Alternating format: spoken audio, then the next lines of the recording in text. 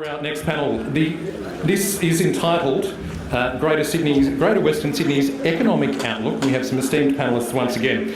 Our panellists are Peter Achterstraat AM, the Commissioner, New South Wales Productivity Commission; Leanne Bloch-Jorgensen, Head of Thought Leadership and Insights, Corporate and Institutional Bank at National Australia Bank; Adam Leto, the Executive Director of the Western Sydney Leadership Dialogue; Graeme's the Chief Executive of the Western Sydney Local Health District; and our moderator, Greg Dobson, and he is a partner at EY. Please make them welcome.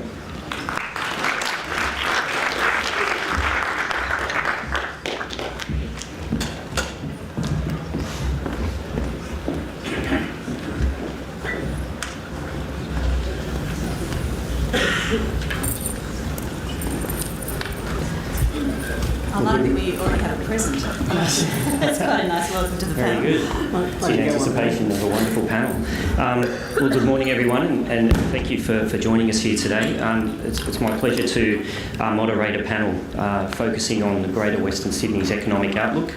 I'm Greg Dobson. I'm a partner with EY, and the part of the business I deal with is in our policy, economics and infrastructure business, and so this is a really important part of the work that I become involved in. But it's also very important, I think, to all of us. I think it's probably fair to say, with the exception of house prices, the economy is the second most talked about topic by ordinary people. And I think today we've really got some interesting perspectives to share with you, and also, I guess, invite your thoughts and comments around where you think the economy of Greater Western Sydney is heading. In terms of the themes today, we really want to ask some questions around, are we heading towards a recession we had to have? What are some of the factors driving the growth of Greater Western Sydney's economy, and how does its success or failure, success only I think, impact on the rest of the nation? And what are the future growth opportunities, and will smart jobs and the health sector save the economy? So a whole bunch of things there, but we'd like to try and, I think, really use this as an opportunity to stimulate some great discussion with the panel, but also from the floor. I'll spend a minute just introducing our panel. It's a rather esteemed panel. Firstly, Peter Achterstraat, who's currently the Commissioner and the New South Wales Productivity Commission. Peter Achterstraat AM was appointed the inaugural New South Wales Productivity Commissioner in May 2018. He was appointed the Auditor General of New South Wales in September 2006 and ended his term in September 2013. Peter's also the Chairman of Bankstown Airport Limited. He's also the President of the New South Wales Division of the Australian Institute of Company Directors. And a bit of a Western Sydney fact, he also loves aqua golf at Penrith Panthers, so all work and no play. Good stuff, Peter. Leanne Bloch-Jorgensen is the Head of Thought Leadership Insights at the Corporate and Institutional Bank of National Australia Bank.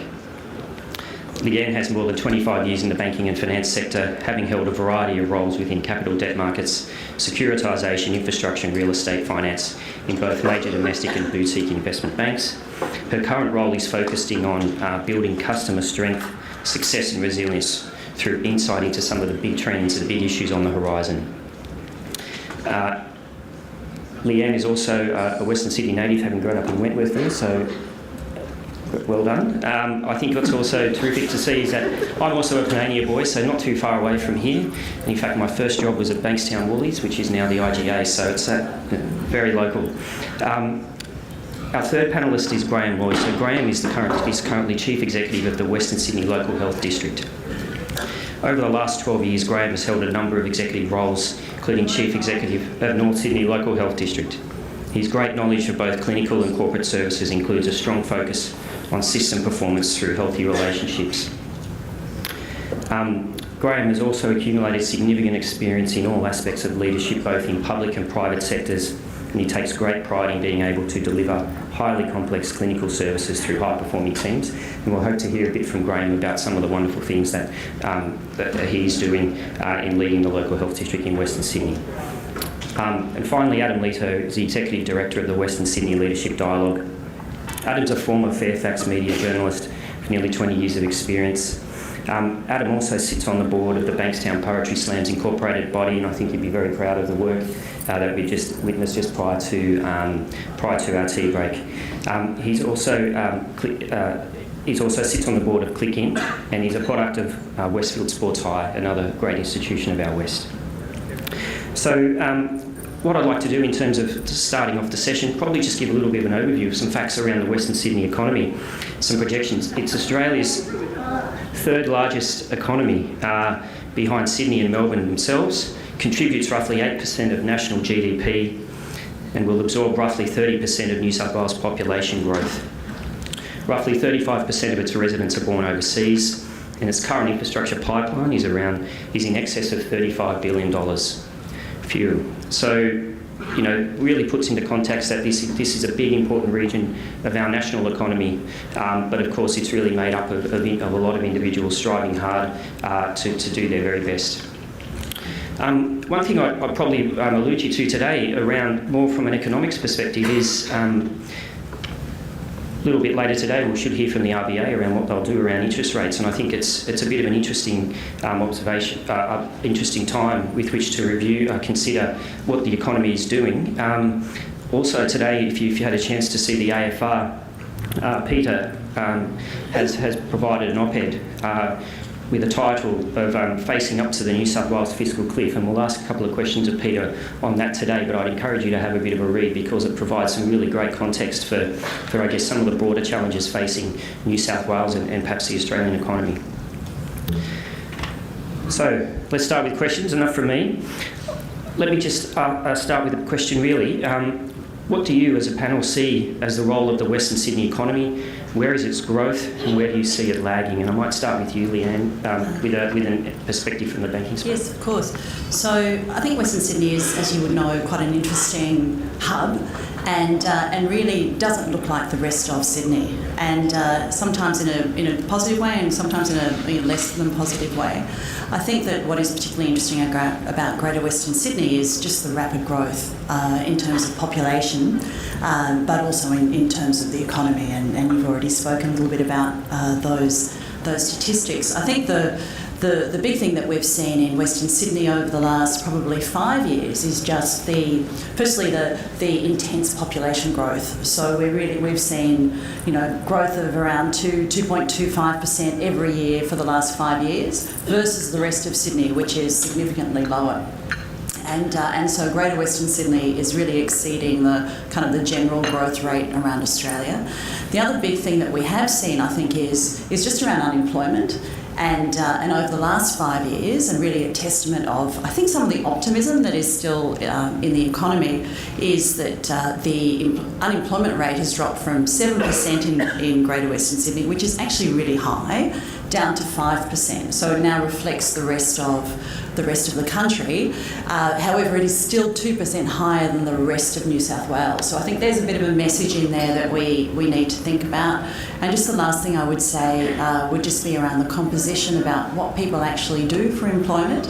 And health and retail are up there as 1 and 2 in terms of what employs the most people, similar to quite a bit of Australia. But the big difference I think that we see in Greater Western Sydney compared to certainly the rest of Sydney is the presence of both construction and manufacturing, both as top 5 employment roles or employment industries. Fantastic. Peter, keen to hear your view, I think, in the context of that question and in particular some of the views that you're sharing in the paper today. Yes, well, thanks very much, Greg, and thank you very much for the kind invitation to be here in my capacity as both Commissioner of New South Wales Productivity Commission, but also in my role at Bankstown Airport. At Bankstown Airport, we've got 4,500 people work on the airport, and our vision, and Leto Winton, the CEO's vision, is for us to double that in the next couple of years, so we want more employment. But just before I answer the question, I've just got a burning problem at the back of my head, which I've got to get off my chest. My nephew from Holland sent me an email a couple of weeks ago saying, Uncle Peter, I'm a mad or a fanatical AC/DC rock and roll fan. Now, we've spoken rock and roll and education here this morning. He said, can I come out? You went to Asquith Boys High School, which is between Hornsby and Gosford. can I come out, a group of 7 of my friends are playing sport in Melbourne, can we fly up for the day to Sydney and back again to Melbourne to go through Asquith Boys High School to have a look at all the things Angus Young and the others did? I said, sure. So last Sunday I took them around Asquith Boys High School, they were taking photos and they said, oh, this is where Kevin Young, or not Kevin Young, he's from Sydney, Angus Young wrote this story, and this is where he got caught for smoking, and they had a great 4 hours at the Asquith school. They went, I took them to the airport last night, and then this morning someone said to me, there's the question I got for you, this morning someone said, listen, ACDC didn't go to Asquith Boys High School, they went to Ashfield Boys High School. So I'm in the dilemma. Should I email him and tell him the place to stop? Anyway, look, I'll just come into that. So, you might not need to tell him, Peter. It might be on the Twitter sphere. Okay, so to some people, the economy is doing particularly well. The stock market is near record highs. 6.6 at the moment. It's going up, or maybe going up. Also, unemployment 5.2, around 5 people, so that's pretty good. But there is a risk of some headwinds coming, and as I've said in the financial review this morning, there's some headwinds coming, and it's how we manage those risks in those headwinds. We've got flat wages growth in real terms. We've got fairly stagnant retail spending. There's also some geopolitical issues, and so there's a number of risks which have to be looked at. And the New South Wales government has said, well, on top of that, we've got, they're probably cyclical risk, there is a structural risk of the ageing of the population. And as the population ages, instead of 7 workers for every retired person, there'll soon be 4 and then 3. We have to improve productivity. And one of the reasons my role was created, and I'll just finish up on this, is to get ideas from business and from the community as to how the New South Wales government can increase productivity, but more importantly, how the government can reduce red tape, how we can get out of the way of people who themselves are increasing and doing innovation. So I'll be looking for ideas at lunchtime and things like that from people, or they can go to our website. Terrific. Look, just in terms of, I suppose it's the context around, I guess, the economy not going brilliantly but facing some headwinds puts into context of, well, where can we, what can we do, how actively can we as members of the community and leaders in business and other support the economy and involve ourselves in ways which support growth. From a perspective of the panel, what do we see as a growth trajectory and where should some of our priorities be directed? I might start with you, Graeme, if I could, and perhaps obviously delve into a more health sector point of view. Yes, thank you. Clearly I'm going to say health should be the area that we grow.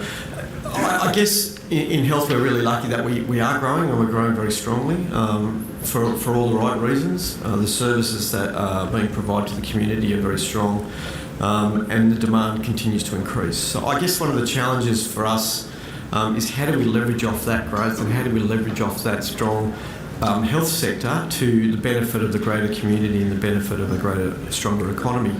And for me, that's around how do we look at the precinct work that we're doing, what is the role of health education, research and partnerships, and how do we bring all that together.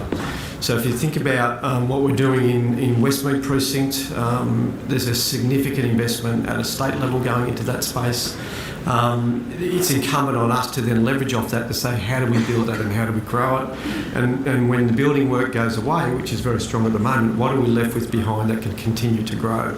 That's a lot about what sort of partnerships do we bring in, how do we work with the private sector, how do we bring in innovation, and how do we start thinking differently about that space, and health no longer being a siloed service that provides it to the community, but also how do we then work with our private sector partners and grow some of those fantastic ideas that come out of all of the systems that are around us. So I think if we think about that, if we think about innovation, and then within health ourselves, one of the things that we're doing is moving from a volume-based model into a value-based model. So that's about saying, how do we be more effective and efficient in what we do, how do we focus on the good things that we deliver and leverage off that and share that, rather than focus on the things that maybe don't work so well, and then start to turn that into a value proposition that says we can do this better, we can do this more effectively for more patients, and how do we translate that into partnerships with the private sector and the university sector and the education sector in general to make that a sort of a much stronger economy. One of the biggest challenges for us, of course, is how do we grow the next generation of workforce, so partnering with education in that space is going to be really critical. Terrific. And Leanne, in the context of the future and priorities, what do you think the future looks like, and what are the industry and the indicators suggesting at the moment? And I guess, what do you see are the implications of that? Yeah, what does the future look like? That's quite a question. I think that one of the things that we recently did with the CSIRO and some 20-odd organisations around Australia and 50 senior leaders across industry was to commission a report which is called Australia's National Outlook. And it looks at Australia in 2060. And it really asks the question, how do we position Australia as a whole to have the most kind of inclusive, productive economy, but also what are the positive social and environmental outcomes that we should be striving for?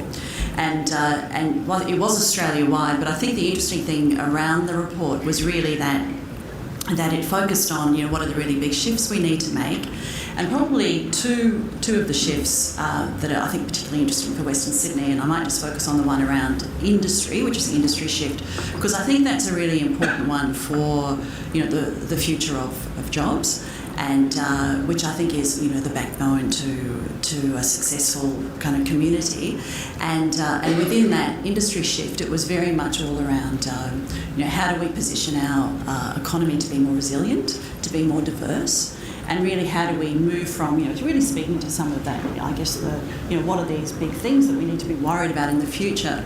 How do we kind of get off our backsides and actually stop relying on our, the history of really, 27 years. I know we hear this stat, which is just a stat, 27 years of uninterrupted economic growth. Not everybody gets to play a part in that, and that certainly doesn't give you any kind of comfort really for the future. So the big pieces that came out of that, which I think are really, the things we need to focus on for the future. One was actually around productivity. And so when we think about our industries, what else can we be doing to increase that productivity? And the big difference between these two scenarios that this report showed was that taking some of these steps today and over the next few years can have a really big influence longer term. And productivity actually made up something like 50% of the difference between the size of our economy, but also what happens with real wages over time. So, and that underpinning that is technology, and you'll hear talking about technology all the time, and what is the impact of technology? Does it mean we lose jobs, or does it mean we gain jobs? And it seems that net in the past, technology has probably been a net creator of jobs, but we can't assume that in the future. And I think what is different about the pace of this technological change is that it's faster and it's probably less predictable. So to get back to your question, which is when we're all talking a lot, aren't we? This always happens on panels. To get back to what's the future look like in terms of the economy, I think being able to and thinking about the base of Western Sydney and manufacturing and construction, what else can we be doing from that technological piece to actually create more activity and more jobs, so that we are also creating more export industry. So we're creating more, instead of being local, we're creating very global industries. And the other thing I would say too that's really important in there is just the piece around human capital, and so to be able to take part in that future industry and the change that comes with that, we really need to be investing in education, and that's not just what are we teaching kids at school, at universities. It's really how do we help all of our people become more effectively tech enabled, and what are the new skills that we need to be building so that everybody can take part in this changed economy, rather than ending up with kind of a very segregated employee base. Yeah. No, I agree. Look, thanks, Leanne. I might just see if there's any questions from the audience. I've also had one or two come through on SMS, which I'm happy to lead with, but while people might contemplate asking a question. So feel free, don't be shy. Can't really see too many of you. Don't let that hold you back from putting your hand up. There's some roving mics. But before I do, I've got a question from SMS, and this one's to Peter. I think has might appeal to two of the hats you wear. What are the long-term plans to develop advanced manufacturing on excess land at Bankstown Airport? Oh, God, that's a wonderful very question. Specific question. Yeah, both from productivity and obviously as your role as the chair. So yes, well, that's a question for you. That's a real goal for us. We've got 700 acres of land there at Bankstown, prime land. We've got a wonderful airport, and we're spending a lot of money doing up the lighting on the runway and on the aeronautical. But I feel we do have a responsibility to create jobs with all that land we've got there, and advanced manufacturing is clearly something that is really on our radar. So thank you very much for that question, and we're hoping to make some inroads into that in the next short to medium term. Okay, and look, just expanding a bit on what Leanne was saying around the drive of technology. What in your views around productivity and things? How do you see technology really driving that and impacting that? Yes, well, clearly with productivity, I mean, why is productivity important to start with? The future, as you asked the question, the future is both the short term and the long term. In the short term, there used to be levers that governments could, or independent bodies like the Reserve Bank, that could use to promote the economy, economic growth. It seems that monetary policy, the interest rate reductions and that, they're working, but there probably needs to be other things to be done as well to increase real wages, and increasing productivity is one of the ways to do it. I do want to thank a group of people from around the Bankstown area for an idea they did give me. One of my roles is to find ideas from the community as to what the government can do. And generally I go and talk to people and they say, oh, you should show more leadership, or you should take a strategic approach, or you should look outside the square. It doesn't really help me that much, but there was a group that I spoke to a while ago in Bankstown, and they said, look, we've got a specific idea. Payroll tax is administration is annoying. Every month we've got to do, you can't control the rates or the threshold, Peter, but every month we've got to do the reconciliation of the amount of wages we've paid, and it takes a few hours. Surely there's a better way of doing it. And I asked them what they thought, and they said, look, why don't you just ask the government, is it possible for people just each month to pay 1/12 of the year before without having to do all this complicated administration of calculating it, and then at the end of the year do one reconciliation for the whole year? So I took that to the government, they accepted that, and now they're in the process of changing the rules for that. And so I do want to thank the people around this Bankstown area for that suggestion, and they're the sorts of things I'd love to hear at lunchtime from people, some nice specific things that the government can do. I think that's a great example, Peter, and anything that can reduce red tape and unlock more productivity in the economy, I think we've got to be all ears towards. Just a quick scoot around the crowd. Anybody with a question, perhaps? No, not. I know you're all saving them for the end. Look, I might just move along to just asking questions around the New South Wales budget and what it suggests in the context of Western Sydney, the degree of investment going in there, but equally, what does it mean from the context of a lot of government expenditure commitments to infrastructure and services, but also what it's attempting to do in terms of stimulating the economy more broadly. Adam, in your role in Western Sydney Leadership Dialogue, how do you sort of view the budget in that context and the frame with which you deal with your stakeholders? Well, I think the New South Wales budget was a lot more positive than the federal budget, which I think probably painted more of an ominous picture for the outlook of the nation and Western Sydney. The pleasing sort of message that came out of the state budget for Western Sydney was the commitments to continuing infrastructure investment in key areas, transport, health, namely.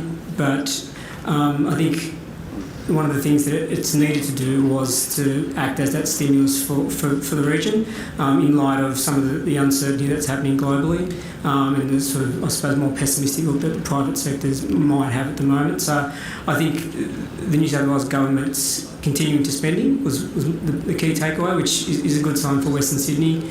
I think one of the traps or one of the risks that we can't sort of fall into is relying on things like the government to continue to prop up the economy. I think we can't continue to just rely on population numbers as a source of growth in the region. So I think some of the policies and some of the thinking needs to go into how we're growing the sectors in various centres, not just the key centres, not just the employment places like Parramatta and the emerging Aerotropolis, how our local economy is contributing to some of those sectors, and importantly, how they're connecting into the main employment hubs in Parramatta and Aerotropolis. Yeah, terrific, Adam. And Leanne, I guess in the context of lending, what is the data suggesting around the strength of lending in small business, and particularly in Western Sydney, and what do you see is on the horizon in that regard? Yeah. So we don't kind of have specific data on lending to small businesses in Western Sydney, but what we can speak to is probably some of the anecdotal evidence that we have around what are people saying in business, which I think is really, really interesting, because often, sentiment kind of precedes, action. And so in some ways, we're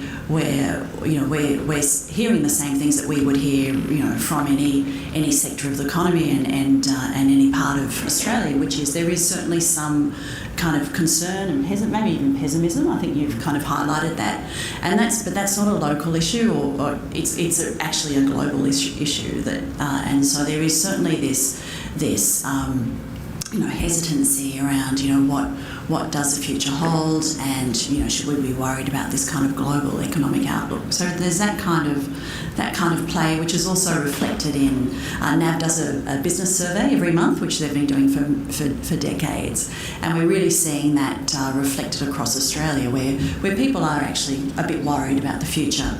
However, having said that, there are some great signs of what we're seeing in Greater Western Sydney as well, just around the growth and the opportunity. And I think that's really the bit to hang on to. And a lot of that has come, I think, out of the Aerotropolis, which is an enormous opportunity for this broader region, and I think that's really where we're starting to see not just kind of larger corporates, and if we actually even think about big businesses like NAB, we're going out to Western Sydney. From 2020 we'll only have two buildings where we have all our people in Sydney, and one of those will be in Parramatta Square.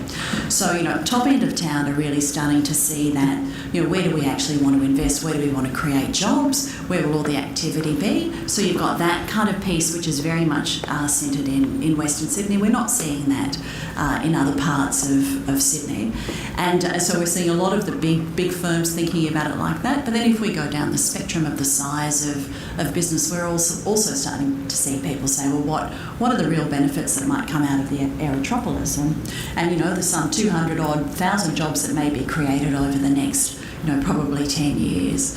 So I think there's enormous cause for actually optimism that we'll start to see, and I think we probably need to just be a little bit careful about focusing on often the big elephant in the room in Western Sydney is the piece around construction and housing, and construction is a big part of the Western Sydney economy and has been over the last while, and certainly we have seen that drop off. So we can't deny that aspect of the economy has definitely changed and affects Western Sydney. But I think looking to the future, it really is this: what are these new opportunities that will be the jobs and the prospects that are kind of much more longer term and also not cyclical. So I think there's something in there that we should look to. Yeah. Leanne, can I just add in terms of sentiment, one of the factors I think that gets overlooked a lot is around small business, particularly in Western Sydney, which is I think home to over 200,000 small businesses. What are you seeing at the sort of coalface when it comes to small business sentiment in Western Sydney, given the current sort of uncertainty and pessimism that exists? Well, I think it depends on what sector they're in, and so it really is a reflection of kind of the bigger themes. If it's construction, I think there is still construction housing. I think there's still a kind of a bit of an issue around that. But other services, I think, are really very optimistic about the future, and I think that we don't necessarily see that across the rest of Australia. Yeah, exactly. Look, we have a question from the floor, so thank you. Hi, Alexandra Meldrum from New South Wales Productivity Commission. A question for Graeme. Health is a really big part of the economy and it's a big employer as well, but the costs are ballooning. Be really interested in hearing your views about what are the few key things that we need to do to make the health sector more productive. Yeah, good question. Thank you for that. There are a lot of things that are going on at the moment. I mentioned earlier the volume to value discussion that's happening in health, and that is something that we need to continue to progress. So rather than just talking about how much of what we are doing, we should be talking about the value and the outputs of what we're providing and the services. We are constantly looking at how we can become more efficient. So there's the back of house work that we do around how we purchase better and how we work better in a greater system with the ministry and with our partners in South West Sydney in the plan. And I think there's a lot of opportunities in that space to become more efficient and effective in that process. But we also need to think about how effective are the outputs that we deliver. So I was looking at a presentation yesterday morning on some work that we do in rapid access clinics. So they're the clinics that you might, if you come to an emergency department, we'll say, if you go off to this clinic, we'll see you really quickly. We've got spaces set aside, and that way you don't have to sit around and just wait for services. So it's a small example, but the data from that work showed us that there's a significant reduction in the amount of time people wait and how many times they come back to hospital and how long they stay in hospital when we look at those sorts of specialist responses. So I think there's within health there are some unique things that we can do around thinking differently, around where we invest and how we invest. So I think that's important. Secondly, one of the things that we need to think about is how we partner better with the private sector. So the private hospital down the road or the medical centres that might be around us, how we work differently with the primary health sector and the public, the PHNs.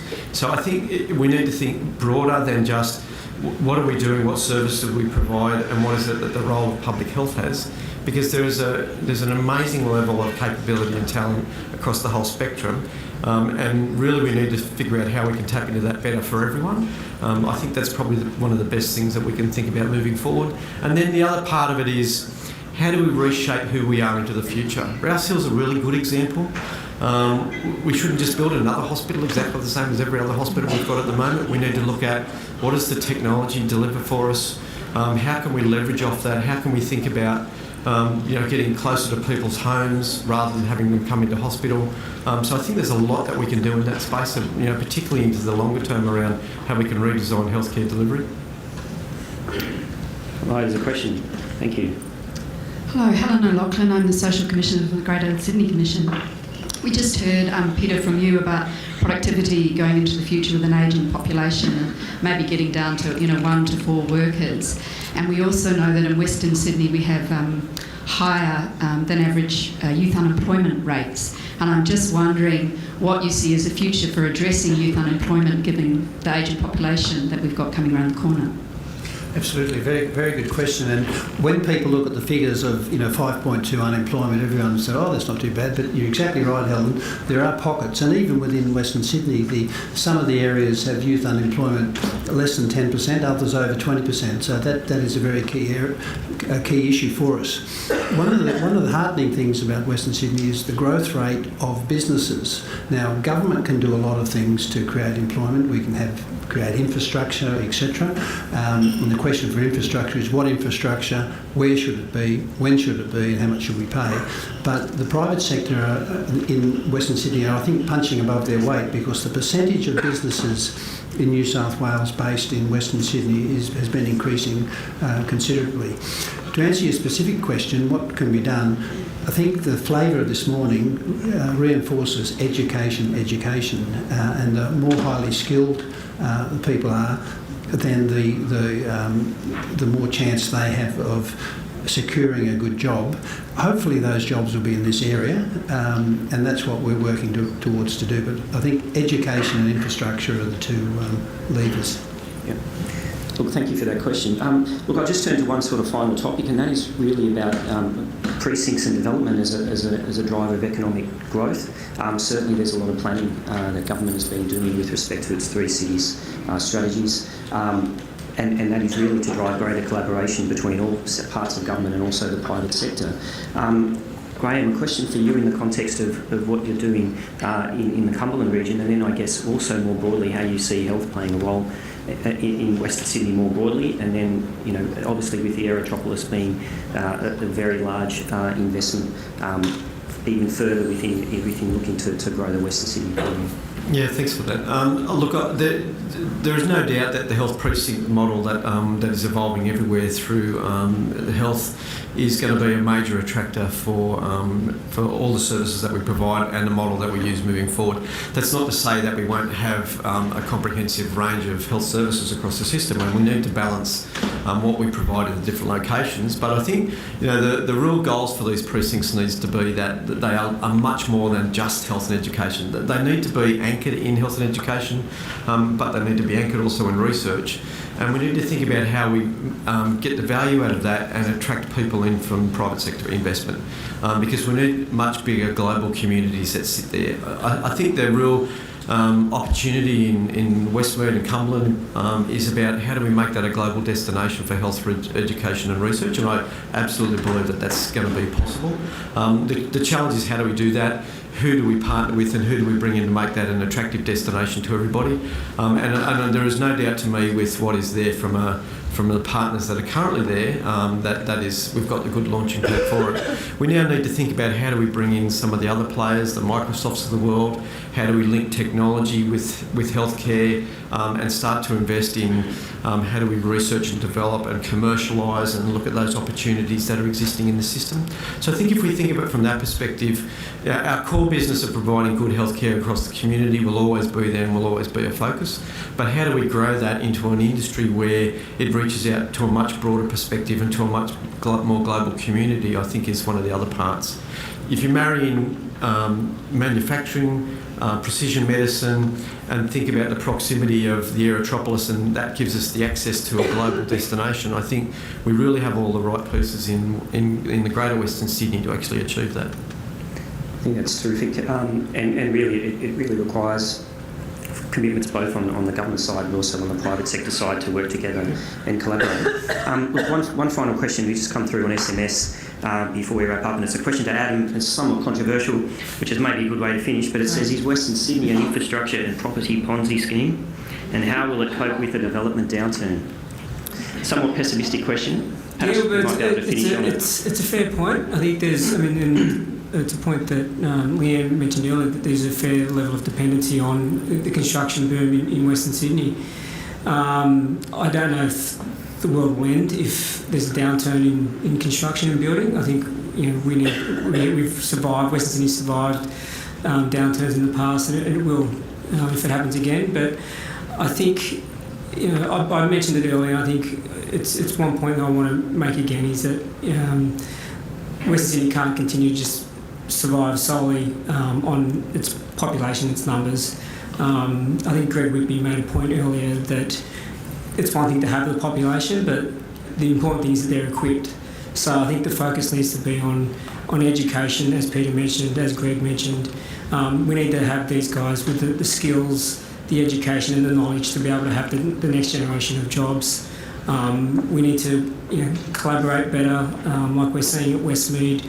We need to have that support that's happening through the GSC as well. Some of these collaborations are around all of Western Sydney, not just at Westmead, but places like Bankstown and Campbelltown, where private sector is working with industry and the community and government through the GSC to form these precincts. We know that collaboration builds innovation, and we're going to need to be innovative to broaden our economic prospects. So it's not just relying on things like building or population numbers. Great. Well, look, thank you. Look, I think we might we might wrap there. I think probably just in closing, you know, we've heard a few things today around the economic outlook and conditions maybe somewhat more benign or in the broader economy, which I think in some ways put a little bit of a dampener on the current outlook. That being said, I do think there is a great cause for optimism around Western Sydney more broadly. There's record investment going in, both from government and private sector. There's probably never been a better planning framework in place for a longer term vision, and there's never been greater commitment. Obviously it requires a whole range of things to come together. Earlier panel on education set out a real set of challenges, I think, but things around improving the quality of education, driving productivity growth, collaborating around precincts and supporting economic growth are really key things. I'd like to thank our panel, really bringing some very varied perspectives around the economy, the Western Sydney economy in particular, from the particular perspectives that they each share, either through the health sector as Productivity Commissioner or through banking, and then as also as a leader in thinking around the growth of our area. So thank you all very much, and over to the next panel. Thank you.